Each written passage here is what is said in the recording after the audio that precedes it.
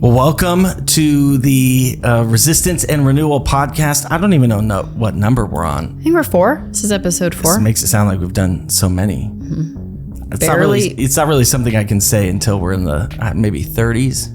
30s? You don't have that. Wait, what did we? That did not inform the greatest confidence that you think that we're going to hit such numbers. Yeah, it's a lot. I don't even know.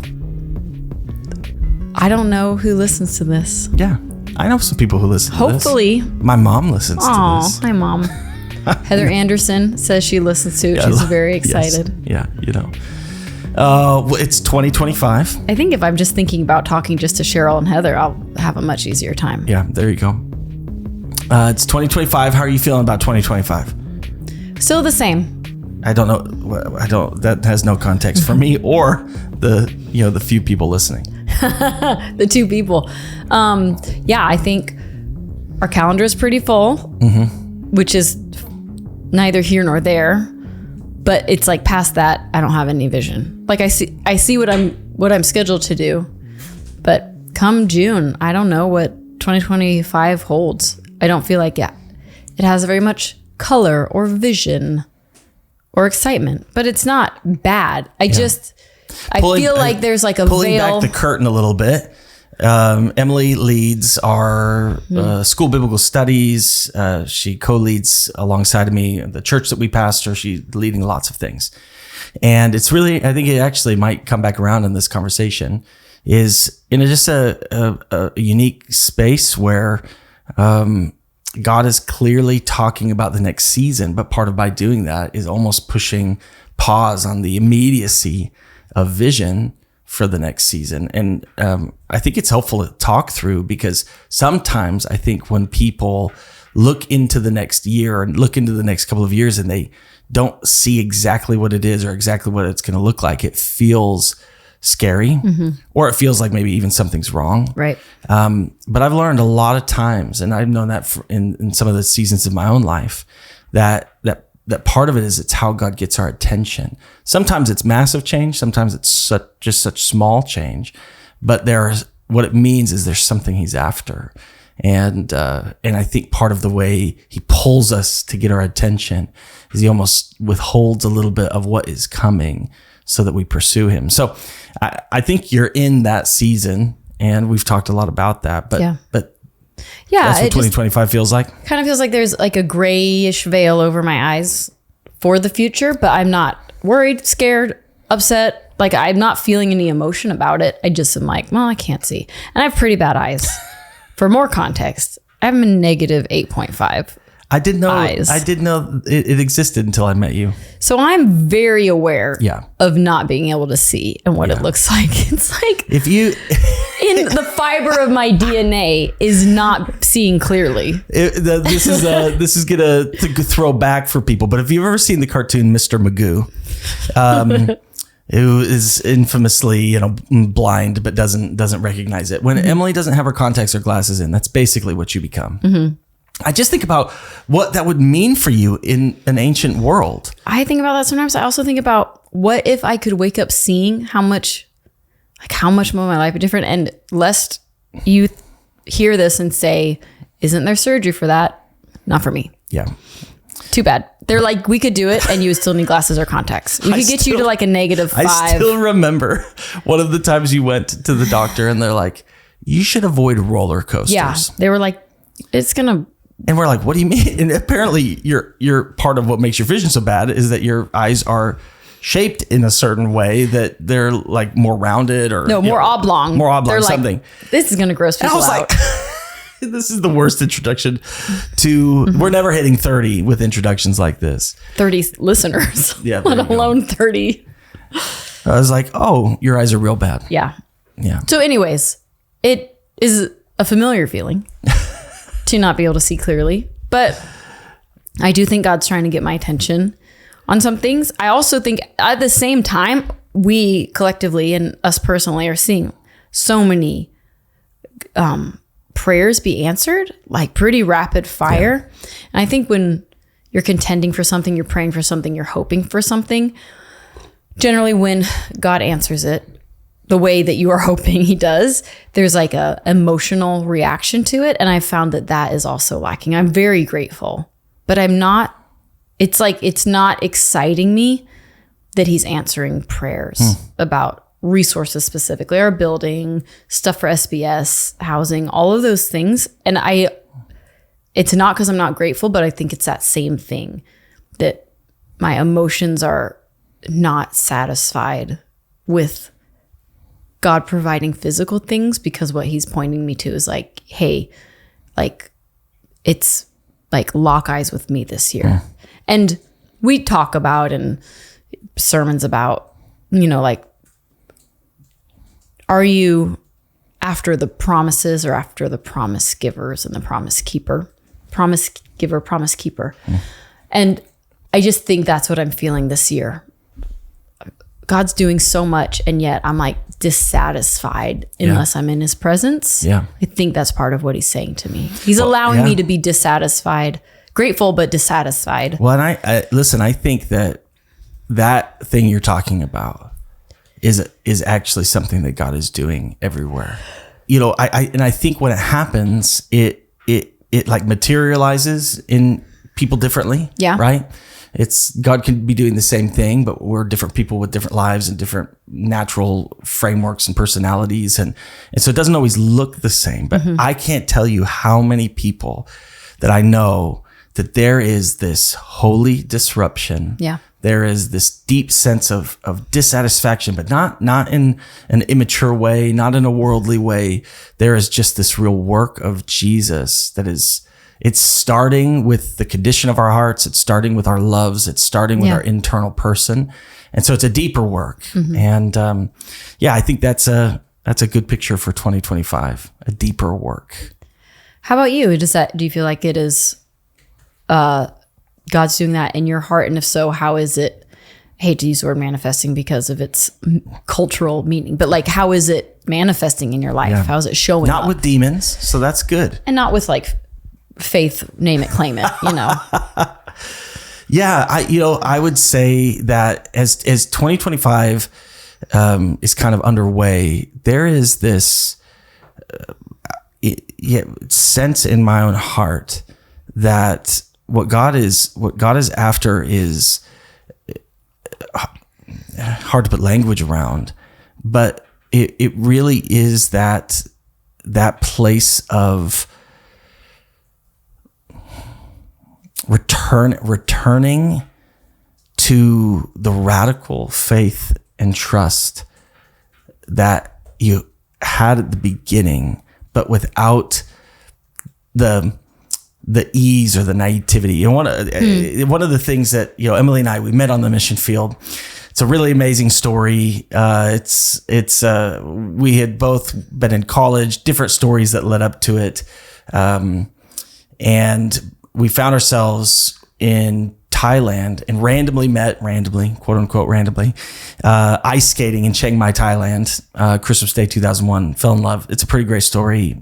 Gonna send it to Hallmark one of these days. It would make a pretty great Christmas special. But wouldn't it? It happened on Christmas Day. People would be like, this is cheesy and unbelievable. Perfect. But and I think a lot of people can recognize this in their own lives. When I look back on those seasons, our entire world was Jesus. And it's not that that's changed, but our entire world was Jesus. Passionate, go anywhere, do anything. But our lives were simpler. No responsibility except to each other and ourselves. We got married at 20 and 21. We felt like God was calling us back, and we went and finished school, but we would have gone anywhere, lived anywhere, done anything. We didn't have children, didn't have commitments, didn't have anything tying us down, didn't have debt, there was just this utter freedom. And we also, our faith was young and alive, and it was so vibrant, but it also, now we can look back over the last 20 or so years and see how God has matured it and grown it and tested it and crushed it and rebuilt it and all of those things. So there's that. So what I feel is like there is this invitation from God to return to the radical, zealous beginning, but in a different context that isn't necessarily young, isn't untested, has a lot of commitments, has mostly and most importantly, 4 children and all of these circumstances. And I'm realizing as God is working that out, it is this deeper work, this picture of what is radical obedience when your life is intertwined with all of these things. And I just see how God is after it. And it's really incredible. So what does that look like to you? Because I think when we talk about, young love for Jesus, untested faith, in a lot of ways, for me, it brings up kind of the connotation of emotional, like in a good way, excited, energetic,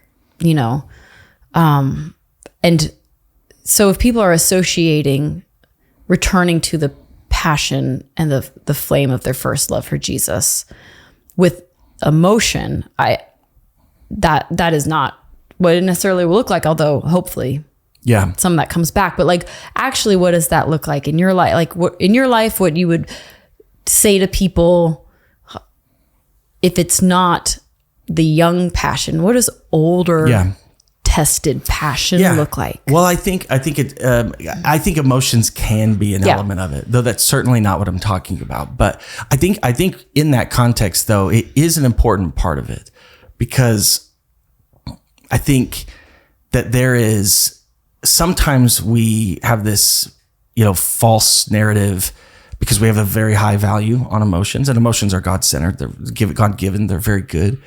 But that heightened emotions make something more real, more powerful, more meaningful, all those kind of things. Or God is speaking and there's when I feel heightened emotion. There is an emotion to when things begin. Mm-hmm. There's an emotion to when you fall in love. There's an emotion to new experiences. And there's emotions in the first season of following Jesus. So I'm not acting like that isn't true. But what I would say is that those are a gift. That's how your life gets drawn into the things that are most valued.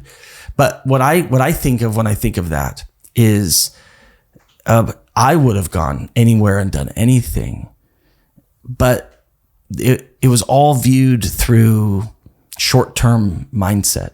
It was all viewed through the limitations of the things I knew how to do. And what has happened, and this is what God does, this is what love does, this is what maturity does, is you move from the easy external things to the deeper transformation of life. Because most things take time.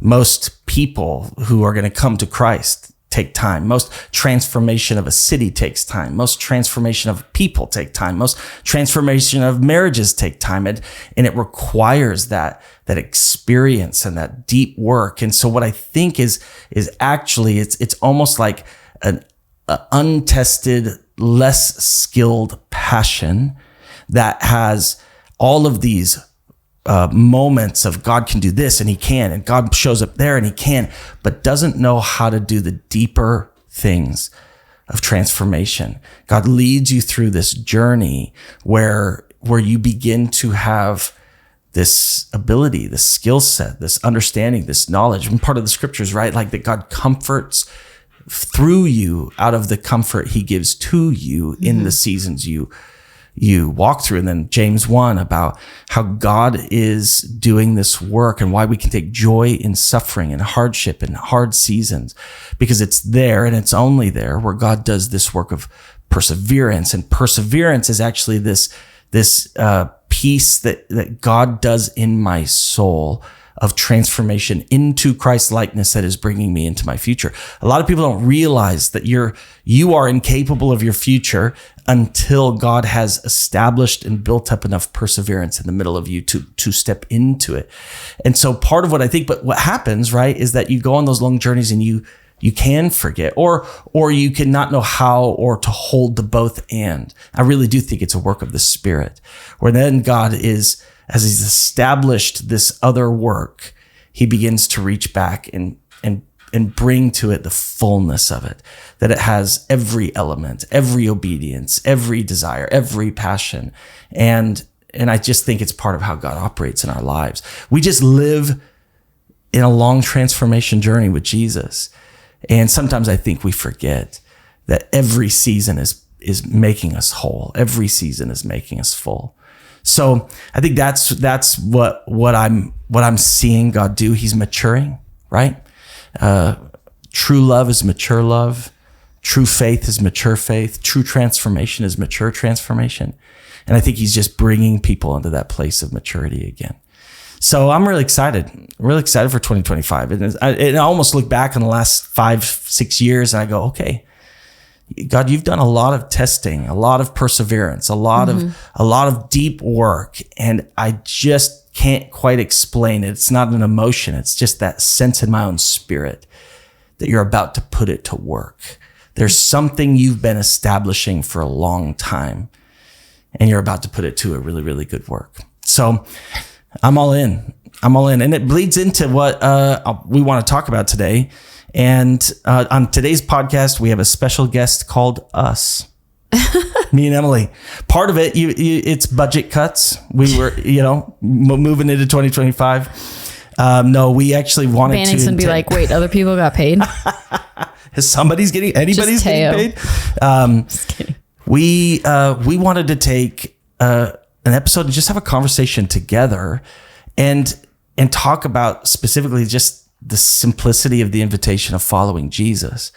Part of it is that as we have all of these conversations and our heart about this hope of resistance and renewal, and what does it mean to really engage in the culture we live within, that there are so many moments and stories of what God has been doing in our life, in the past, in the present, and just having an opportunity to lean into those. And so that's what I want to start with this question, because I do believe this. I believe even in what we talked about, what God's doing in both of us, there is a picture that is this truth that Jesus is at all times inviting us back to the place of following him. And when you look at the stories of the scriptures and Jesus comes back to this, and almost every single time that he speaks about this invitation to follow him, it's places where the disciples or the crowds or those that are engaged with him have deviated in some way from the left or the right, or they have to take a step into something else. It's a journey from one place to another. And in those moments, Jesus looks at them and he says, follow me. And I really believe that as Christians, we have to return to the initial invitation of Jesus. He is asking us to follow him. And something that we say all the time is that actually Jesus never asked us to be a Christian. He asked us to be his disciples. I have no problem with the label Christian. I'm proud to be a Christian. But we have to remember that the core invitation of Jesus isn't to simply believe something. It's to have a whole life embodied expression of following Jesus. Wherever he goes, whatever he does, whoever he is, that we follow him. And I think we have to reclaim that. And so I want to ask you this, of just even in that concept, what does it mean to follow Jesus? We say this is one of those Christian words. But when we look at that invitation of Jesus to follow him, he said, follow me. What does it mean to actually follow Jesus? Well, it's a loaded question, I think. I'm first reminded of when he says, take up your cross and follow me. Yeah. I actually think that gives a lot more context to it, because obviously we're looking in the scriptures where he's talking to actual people in actual time that actually had to follow him, like they dropped their nets and they followed him. There was an immediate physical activity to it in the context of the Gospels that then we have to, find out, interpret what that means for us today, and using the epistles to help us figure out what a life following Jesus means. But I think that to take up your cross and follow me actually kind of paints the whole story. Is like, to follow Jesus means you go where he went first. And I'm spending a lot of time in Hebrews lately, and talking about how he's the pioneer, the perfecter of our faith, how that he is, it was fitting that the Lord would that God would have him be like his brothers and sisters in all respects, having been perfected through obedience and suffering unto death. And so it's kind of like there's this trajectory to following Jesus. It is not nebulous, and you need to have your cross ready at any time to get crucified. So the trajectory of following Jesus is towards suffering and death. Yeah. That to me is something that many people haven't wrestled through. Yeah. We know we might XYZ get persecuted, like the word persecution. Just having a light episode here. Yeah, but it's Resistance not and Renewal podcast. That Jesus made a way into heaven by being obedient, suffering, and dying. And so to follow him means to be obedient and to suffer and to be willing to die. Yeah.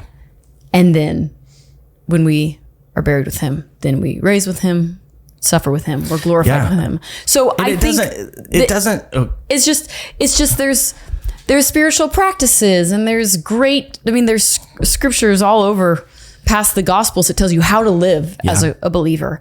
But I think that the short answer, which is I'm kind of a short answer kind of girl, is to be obedient to what he says. And there are things he says in the scripture to be obedient, and then there's things he says to us through his spirit to be obedient to. Yeah.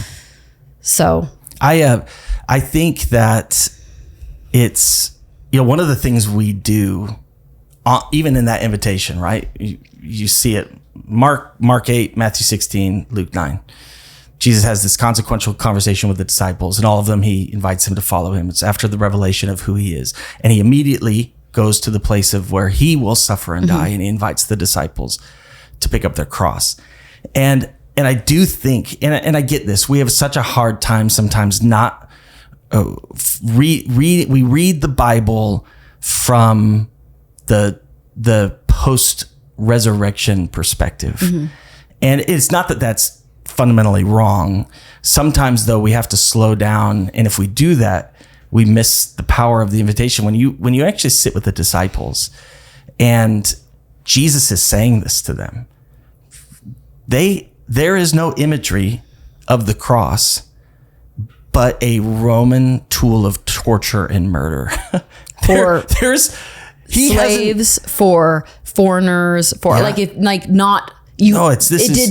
Roman citizens couldn't be crucified. So it's not just that it was torturous and horrible, but it's like a status as well, like 100%. For the lowest dregs of society. And it's not that these are exactly type for type, but it, as if hearing Jesus say, pick up your guillotine or pick up your firing squad.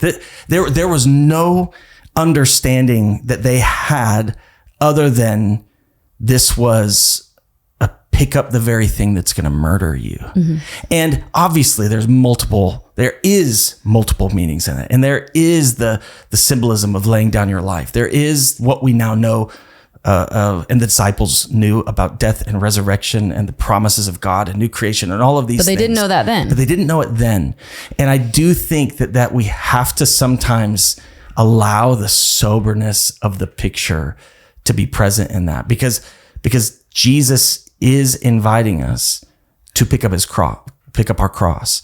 So whatever he meant to them, he still means to us. And I believe that it's really, there's that desire in us to just make it so simple, to make it only spiritual or emotional. And that there is tension because our Father loves us. He wants blessing for us. He's not a masochist. He doesn't desire to hurt us. He desires to see us flourish, but that there is an invitation into obedience with Jesus that will lead us through trials, hardship, and suffering, that it's in our obedience to Jesus in the midst of them that not only we find the way of Jesus, but we find the transformation of Jesus in the process. And so I do think that it's one of those things. When was the last time we actually let Jesus say, "Hey, I'm really calling you to your willingness to lay down your life, even if it costs you your life"? Yeah, I mean, the New Testament is constantly exhorting the reader that to persevere in suffering. I mean, it's all over. Peter does it. John does it. Paul does it. The author of Hebrews does it. It's not a distinct perspective. It is the perspective of being a follower of Jesus, is that you will suffer. There's various reasons, sometimes discipline, sometimes consequence of sin, sometimes because of spiritual warfare, sometimes because of injustice. But the idea that we sometimes have this very kind of, I don't know the right descriptor of it, but this idea that even we see the Jewish people that Jesus is talking to had of like, suffering is a consequence of God's displeasure. Yeah. That suffering, why is this man lame? Is it because he sinned or his parents? Those were their only two paradigms. Yeah. Either he sinned or his parents, and Jesus goes, neither. Yeah. And so we have adopted that, at least in the American church. And I don't think it's actually everywhere, because I think a lot of Christians suffer a lot more than we do. But we think if we are suffering, something is wrong and it needs to be fixed. Yeah. And I agree with that.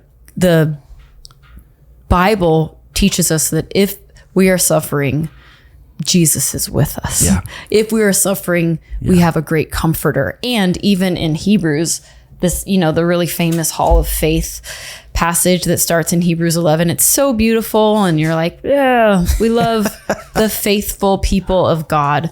And then you get to the end and it ends like this. And I just think it's so beautiful and so sobering. 11.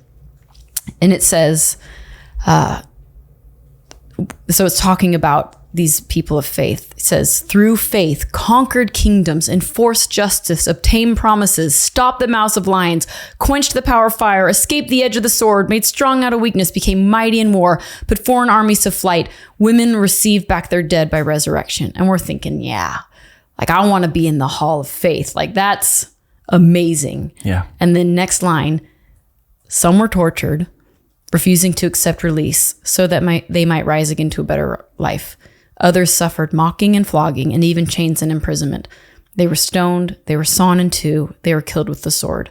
They went about in skins of sheep and goats, destitute, afflicted, mistreated, of whom the world was not worthy, wandering about in deserts and mountains and in dens and in caves of the earth. Like, keeping faith, following Jesus might have its victories along the way, but it also might end in desolation, persecution, torture, and death. And the author of Hebrews is saying, like, both mark a life of faith. And for us to ignore that part of following Jesus, like you said in the beginning, it leaves us immature, because we do mature through suffering. We know Jesus more because he suffered. It's not like we know Jesus more just because he sits with us more. We know Jesus more because, like, God suffered. And if we want to become more like God and to know God more, then we learn that in suffering. And it has nothing to do with how good he is and nothing to do with how much he loves us. So you're telling me that Chick-fil-A being closed on Sunday is not my cross to bear? Well, you couple it with like Hibachi Express being closed on Monday. It's a little deeper than that. The 1-2 I punch. really do crave it on Sunday. It's the weirdest thing. It's a weird thing. I mean, and I know That's this. spiritual warfare. I just remember that. I have driven to Chick-fil-A on Sunday so many times. Remember that time We went to two different ones. because we were like, why is that Chick-fil-A So bizarre. closed? And it just We drove to one, blindness, it was the closed. spiritual We were blindness. like, weird. We drove to another one, we're like, oh. No, but it's weird. But obviously, there is that place where I think we have cheapened it. But it's also challenging to know, what does this verse look like and mean in our lives? What does this invitation Yeah, and there's look also like and like, mean in our if lives? we aren't suffering on a daily basis, we're still following Jesus. So like, there's that side of it, but then there's the other side that, hey, my life looks pretty great right now. how do I follow Yeah. Jesus in this? It's not Well- just a trajectory, right? Like there's a trajectory following Jesus that's towards the cross, but there's also the step that you take on that trajectory. And I do think that we have to mature in this area. And I think it's one of the things that God is doing. We view suffering as a sign of his absence. Yeah. And Or injustice. And the truth is that the scriptures actually tell us that suffering is a sign of his presence. And even what Paul says, that I want to know Christ and the heights of his resurrection and the depths of his suffering. There is a knowing of Jesus that only comes through both. And God does want us to know him in the heights, in the beauty, in the glory, in the power of resurrection. And that's the final story. I mean, that's the good news, is that it's the suffering will end. It will end, but the glory won't end. And I think this is what I would even say to people. There is a knowing of God that only happens in hardship. And often we want around that. And that's part of being human. It's a distinct part of our culture. Our culture's value of everything pointing towards present happiness, everything pointing towards immediate euphoria, makes it, in some ways, we want to cancel suffering from every part of our life. And then accuse God. I mean, that's another thing that there's, when we think we have a value that's higher than God's value, then we get the authority to accuse him. Yeah.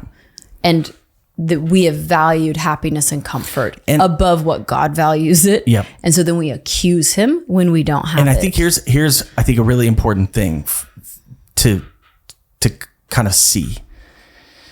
So the invitation to follow Jesus is exactly that. To believe him, to follow him, to go where he goes, to do what he does, to embody his life. And I think for anyone who actually wants to follow Jesus, there is this recognition that where he wants to take your life will require suffering. It doesn't mean it's only suffering, but it will require it. And so I think there is that place of saying, hey, if you have excused or don't know how to hold this tension, you're actually robbing your own future.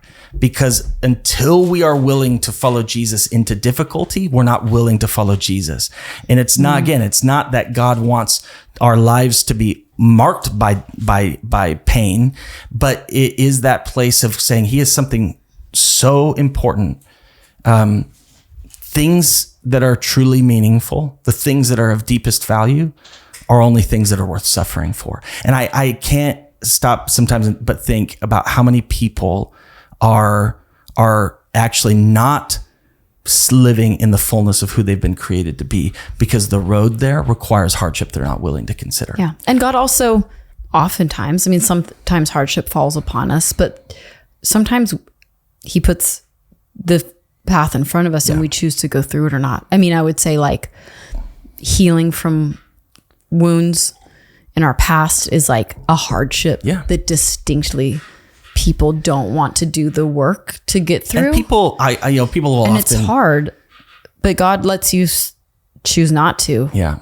And I've had this conversation with many people. They're like, well, explain to me, Jesus says, come to me, all who are weary, I'll give you rest. My yoke is easy. My burden is light. And it's incredible and true. And that almost those two pictures of how do you pick up your cross. And also Jesus says, my burden is light. How is a cross light? And I think we forget that both of these pictures are telling the both and is telling the full story. But what Jesus doesn't mean when he says my burden is light is that my burden is a 401k account, that my burden is you're eventually going to get to this home. My burden, we Americanize that. And what Jesus is actually saying is, hey, by the way, the burden of forgiveness is a lighter burden than the burden of bitterness. The burden of love is a lighter burden than the burden of hate. And I'm not canceling out that Jesus really is someone we fall at his feet. We let his strength restore us. He cares for us. He comforts us. But I think there is that picture, and to me it goes to this, because I agree with you, and I know you're going to be in alignment with what I'm saying. I think that while that invitation to pick up our cross is central, there are other pieces that make the story fuller. And I think actually, when you look at all of the scenarios where Jesus invites us to follow him, it begins to paint that wider picture, right? Because Jesus is a rabbi. He's using rabbinical language. This was a normal thing that rabbis would invite their disciples. It was a mark of invitation to a life of discipleship, and it had inherent meaning in the midst of it. Yeah. But I even think of the three major moments that we see Jesus invite Peter to follow him. And each one of these to me has a piece of what it means. The first, right? The very first moment, he's at the shore of the Sea of Galilee. And he says, right now you're a fisherman, but I'm going to make you fishers of men. I think there is an invitation to follow Jesus that is about finding out who you really are, that you could only know who you really are. There's a life that God has for you, but it is a life that is discovered as you follow him. And then, of course, the one we're talking about, Caesarea Philippi, Jesus shares that he's going to suffer and die, and he calls them to pick up their cross and follow him, that they must become last, they must become servants. That to be great in the kingdom, as Jesus says a little bit later, is not to become like the lords of the Gentiles or the rulers of the age. It's to become last. So it's this invitation to dying to self, and to being willing to lay down whatever is required. This invitation. So the first invitation is about to follow Jesus, to find out life, about who you really are. The second invitation is really an invitation to laying down your life and finding out who Jesus is and the cost of following him. And then the very last one, right, in the reconciliation of Peter, where as Jesus is restoring him, what does he keep saying? He keeps saying, feed my lambs, feed my sheep, care for others. Even before Peter betrays Jesus, Jesus looks at him and he says, Peter, when you've returned, care for your brothers. They're going to need you, Peter. Strengthen yourself. Like, care for them. And this final invitation that there is a following Jesus that is about loving others. And there is certainly more, but I just think about those three pictures. An invitation to my future, an invitation to suffer for what matters and to obey Jesus at all costs, and an invitation that I would pour out my life for the sake of others.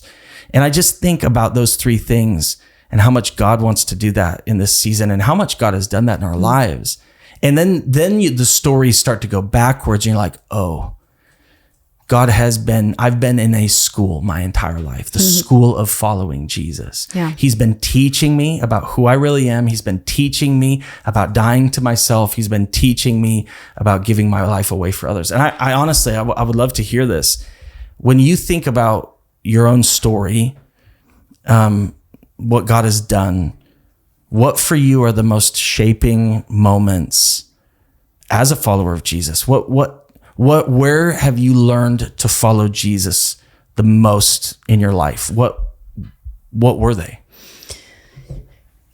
I think there's various examples of each, but I'd say they all fall into two categories. I think when I have heard the voice of God clearly, it is so compelling. Every time it happens, it marks my life. Like, I can't experience it. And I think that there's that piece that if people aren't walking in the not ability, but when people aren't walking in the practice of listening for God's voice and hearing him, and some people just have been taught that can't happen anymore. But I would say, like, when he spoke to me about going to YWAM, like, changed my life. It changed my life, the direction of my life, my faith walk, meeting you. It was just so clear. And I can look back to that point and say, oh, God had a plan for my life and he spoke to me and I heard him and I obeyed. When I was on my DTS, we did this thing called Kona Conquest, where you're supposed to pack up your outreach bag and have it for 3 days and be like, basically, if you can't carry what you need for 3 days, you're not going to make it on outreach, was kind of like the sense of it. And then they just dropped us off in the mountains on the Big Island, and we had to walk around with a map, team building, all that stuff. But I remember I was asleep. We had outside, no tents. I was in a sleeping bag, and I just woke up as wide awake as I've ever been. And I just looked up and I could see the Milky Way kind of for the first time in my life, because I'd always been either not in a place I could see it or around too many lights, but you're just up on kind of the cliffs on the island and you can just see the Milky Way. And the Lord said to me so clearly, I just wanted to wake you up to show you this. I fell back asleep. I mean, loud, clear. It was like wet. There were crickets all over. I remember really distinctly, there were crickets all over me. I'm like, well, I'll never be able to fall asleep. Fell right back asleep. Like total peace, presence of the Lord. That had no purpose in my life except delight. Yeah. God was delighting in sharing a moment with me. I mean, that marked my faith in God. And it didn't, the first one gave me direction and a husband and a ministry. And the second one was just a father being like, hey, I want to show you something. Yeah. So both those times had different outcomes, but they were both hearing the voice of God. That is like, it confirms my faith, but it marks my life. It teaches me something about God every time that happens so clearly. And I think you get senses. I mean, we pray and we have big decisions, we fast. And I think our discernment is very high, and the Lord speaks through our discernment, and the Lord speaks through the Bible. The Lord speaks through, prophetic prayers of other people and dreams. But there are some times where it's the Lord's voice, as audible as it can be in your head, that marks you. That would be one thing. I'd say the second category is when I give generously. And I think that is a distinct mark the Lord has called me to, because it really excites me. And I think every time the Lord has asked me to give generously, the fruit of it in my own life, in people's lives, in the lives of watching my kids learn it, is like, it's the most encouraging part of my walk with God, outside of like the quiet place intimacy with him. Like in my walk with God, in reference to people. Yeah. It's when I give generously, and kind of like this game in my head with the Lord. It's like, the first number you tell me is what I'm going to give. And I just trust you to put a number in my head faster than I do. And then I tell you the number, and you have to wrestle with it a little bit more. I wrestle with it. But honestly, you and Jesus have a bank account I don't know about. Yeah. But that's so fun. But really, and I don't think that's for everyone. It's not like a exhortation that everyone needs to be giving more generously. But to me, that's where the Lord teaches me. He moves X amount me. is the Lord, but I would encourage everyone to give more generously. But it's just like, when I am awakened by practice and experience to the generosity of God's heart, it marks my life with Jesus. It's fascinating for me to hear kind of what comes to your mind. Yeah. And then contrast it about what immediately comes to my mind. Because when I think about the most shaping moments in my life of following Jesus, and maybe some of this is because I'm so familiar with the really big moments in my life, and I share them, and but teach on them. What I think about is when I've failed, and the responses. Like I think about when we were living in Southern California, and I was 22, and we were leaders at our church, and Dave Metzger, who was a mentor in our life, and I was highly involved in learning ministry, and he gave me so many opportunities, and he saw this gift, an anointing and on my life, and made room for me that I hadn't earned or deserved, but he saw me and loved me and valued me. And I was young. I was overwhelmed. I was overcommitted. Patterns in my life that I couldn't see until much later. Well, it's just patterns in your life that didn't affect you negatively until you had a responsibility. Right. And I had a pure heart. Yeah. So actually it was interesting how much I minimized some of these things because my heart was good. My desire was pure. But I, had a very difficult time keeping a calendar, simple things. And I think I had missed several meetings. I had stood one or two people up, and it had become a repeated pattern. And I still remember Dave sitting me down at outside. We were outside at this table in Southern California, and he just starts to address it. And I remember him looking at me and going, "If you continue to treat people like this, you will no longer be allowed to be in leadership in any form of my church. I will no longer allow you to do this to people." And I remember that moment. I remember you telling me about it. I remember that day. my initial reaction was, I think happens to a lot of us, was offense. Yeah. Because I'm like, immediately what I went to, you know how much I'm doing, Dave? Yeah. Because I was. Mm-hmm. You know what I'm getting paid, Dave? Nothing. I was like an intern. My immediate reaction was self-defense. Look at all I'm doing. Look at all I'm pouring out. Come on, have a little, it was this, and while those things were true-ish, they were all the ways that I was hiding, the things I was hiding behind. And the grace of having somebody look at me and go, hey, you're hurting people. And when you, as a leader, are doing this, there is no excuse good enough. Yeah. And the pain of it, the searing pain of it. And I think about how much that moment changed my life. And then I think about other moments or where I made mistakes. I remember, another leader in my life who had shared something with me of massive consequence and was inviting me into through a leadership moment to be aware of a story that I should not have known about. And it wasn't that he was gossiping to me. He was mentoring me and inviting me in. There was all of these elements of it.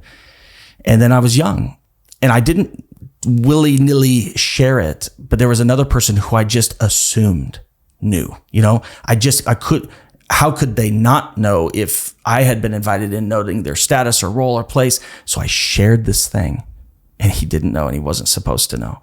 And I realized I had betrayed confidence. I remember that moment. I felt an internal grief. And I remember Dan, who was the person who invited me into this and entrusted that to me. I came and I shared with him, and the grace that he showed me, like the mercy he showed me. And I just think about both of those moments and how much they have shaped my understanding and the transformation. And one is a picture of a father who was willing to correct me where I was blind. And another was a picture of another father who was willing to show me mercy in my failure, and which would have been true of both of them. But man, those moments changed my life. And I just think, I think that so much of learning how to follow Jesus is being willing to follow him and know that you're going to make mistakes and you're going to screw up. I mean, is this not part of the invitation of the Gospels? They kept getting it wrong, yet Jesus kept making room. But it wasn't passive. It wasn't like he looked at them and goes, it doesn't matter. It all matters. Yeah. But his response of both correction and mercy time and time again. And we need that. And I just think one of the things we need in this season more than almost anything is the heart to go after it. Follow Jesus. And you know what? You're going to not get everything right. You're going to find yourself in situations you don't know what to do. You're going to make mistakes. You're going to make mistakes because you're blind. You're going to make mistakes because you're young or young in experience. And may God bring the kind of people who embody Jesus in that moment, both his challenge and his correction, but his love and faithfulness and mercy. Because I think it's those moments that shape us. So let me ask you, so when you talk about those two moments, they're also, they're leadership moments. You are in ministry leadership. You're in ministry now.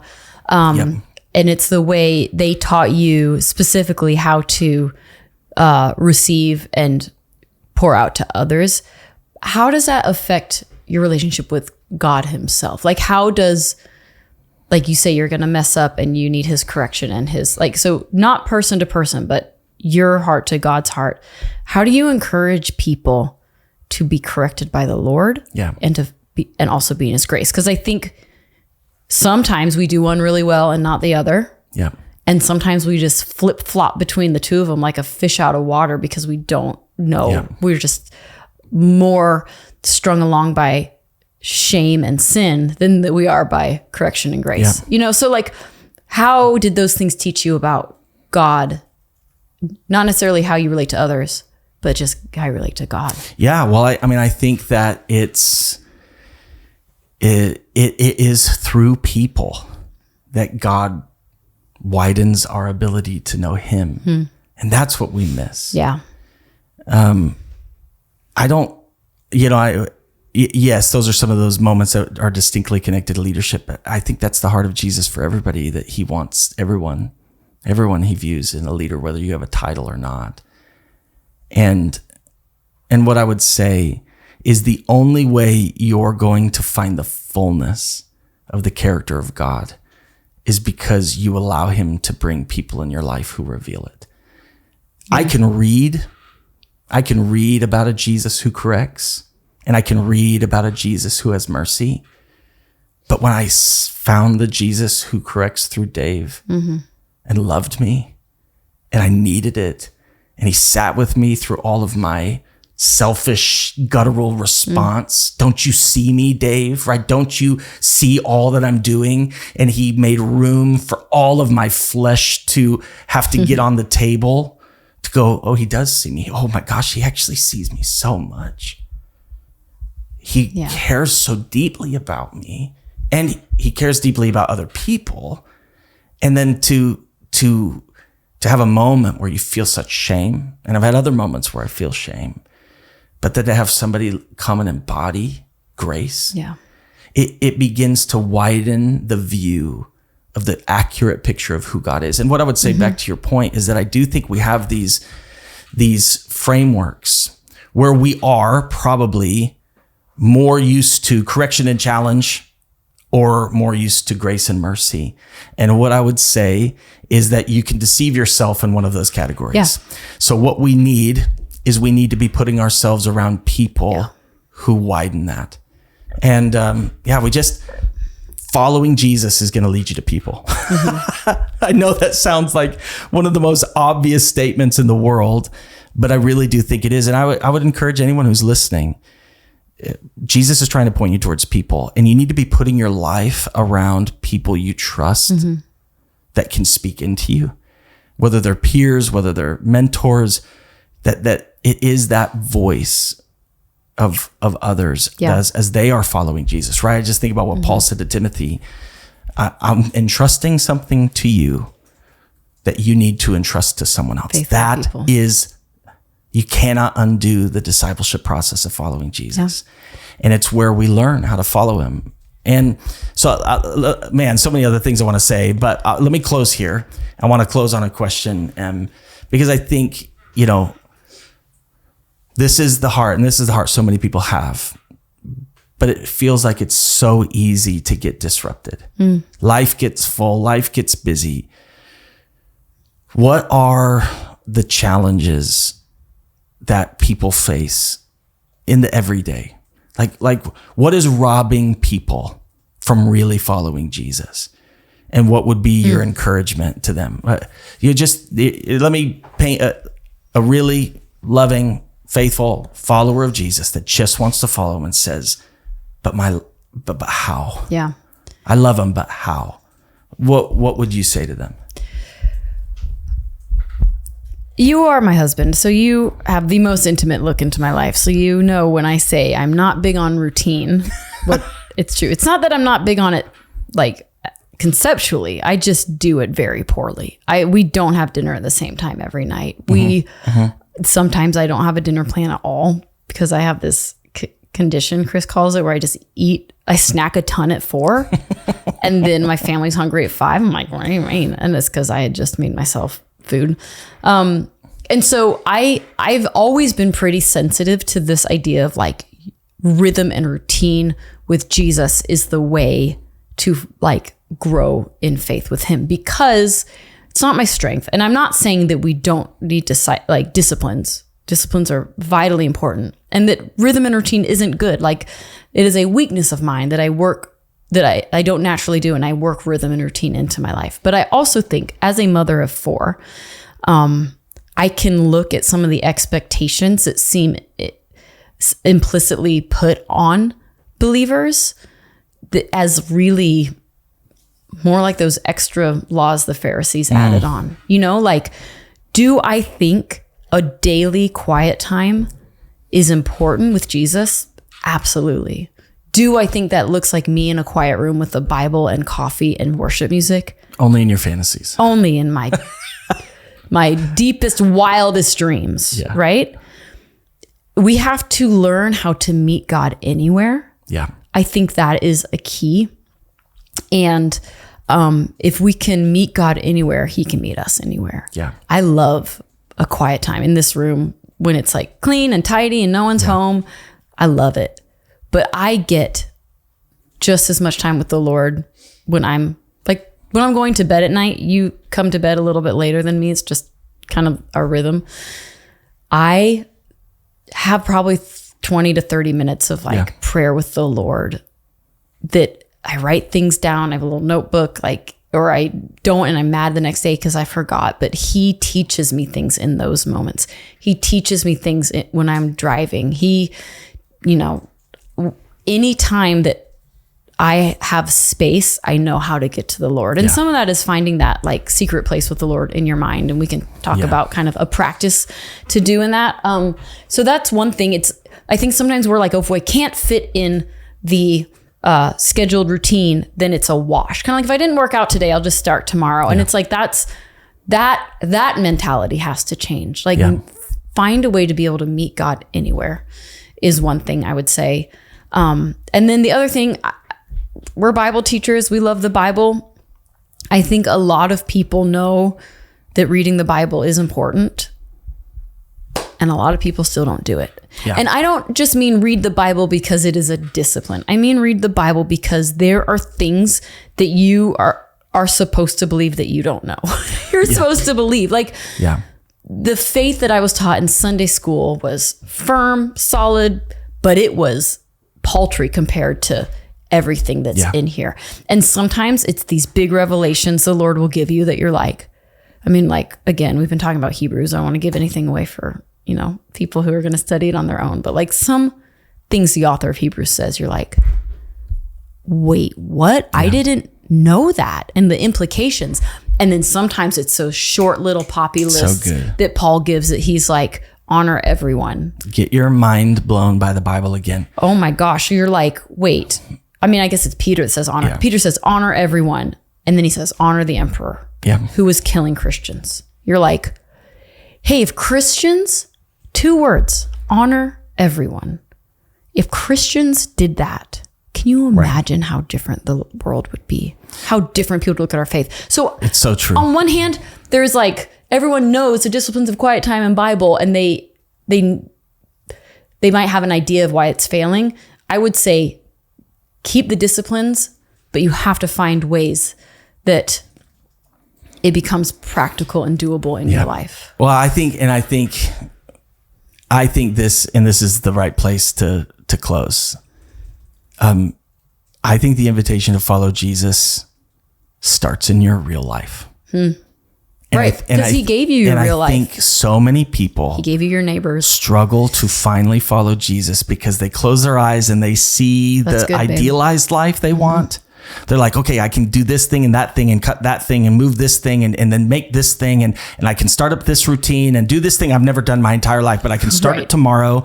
And it's like, hey, yeah, mature, sure. I want you to get more mature. I want to get more mature. And maybe there's some of those pieces that are more mature. But why don't you start here where I actually think Jesus wants to start? Follow him in your real life. Mm-hmm. Find him in your real life. Worship him. Invite him in your real life. Do the dishes and stop for a minute and go, Jesus, you're here. I love you. I want to follow you. If you have something to say to me, will you talk to me while I do the dishes?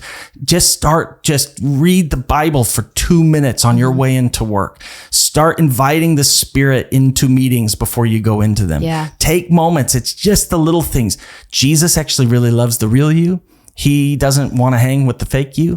He really likes you, and he wants to teach you as you are, in what you are, in the midst of what's going on, to follow you. And follow him. Also, I think, man, it's a lot safer to be spending time with Jesus in a nice decorated room with a quiet house and a clean table and a new notebook than it is to be following him in the grocery store. Because what he can say to you here is nice. You write it down. Yeah. What he says to you in the grocery store is go lay hands on that person and pray for their healing. That feeling. Oh yeah. You know that feeling everybody's where watching where the Spirit's asking you to do something. What happens to you? Reclaim it. That's my heart starts beating really fast, and I'm no. Remember when you first followed Jesus? Yeah. And there was that feeling? the constancy of the Sounded not excellent. perfect life So good. is how he invites us into the real work he wants to do in the world. Well, as always, we talked for a long time And and answered we have nothing. about 1,000 more things we want to say. So hopefully we get into those 30s. Yes. Yeah. I love you. Let's follow love you Jesus. too, babe. And I really believe it matters. Just encourage everyone as you're listening to this today, wherever you are. Follow Jesus. Follow Jesus right now. Talk to him about it and let him come into your real life. And we'll keep moving forward, yeah? Yeah. In Jesus' name. All right. That was fun. Amen.